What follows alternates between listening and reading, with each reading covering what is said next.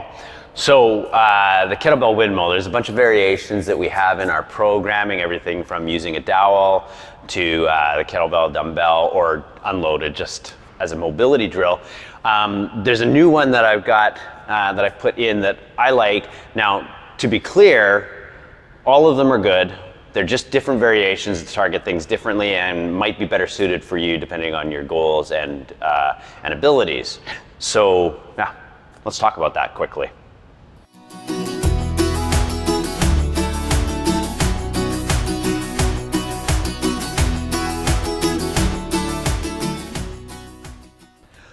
So in the, let's call it the most traditional way of doing the windmill, at least the way we were taught in Strong First, you have your stance slightly opened up. You're opening the hip up slightly. Both feet are turned a little bit, but one is open more than the other, okay? The foot opposite the hand that's holding the kettlebell is going to be opened a little bit more. Now, in all versions of the windmill, we want you to be focusing on the hinge to get back there.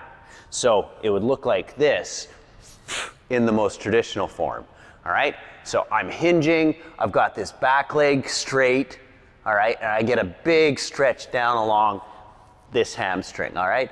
And you're reaching down.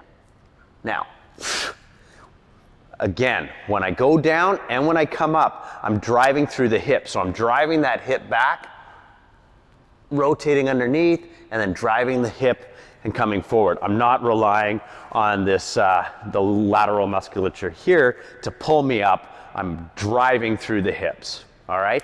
Now, the version that I've been playing around with, I call it the bilateral stance.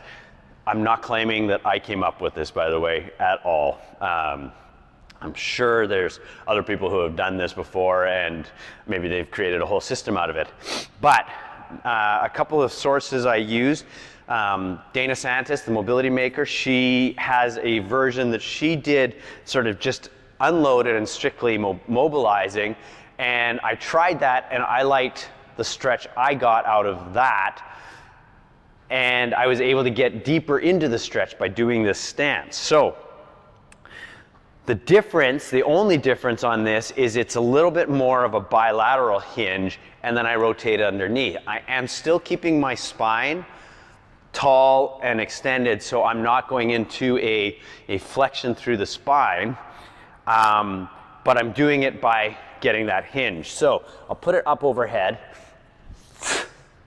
Now, I don't have my feet at different angles at all. I'm going to sit back into a hinge, bilateral stance, square stance.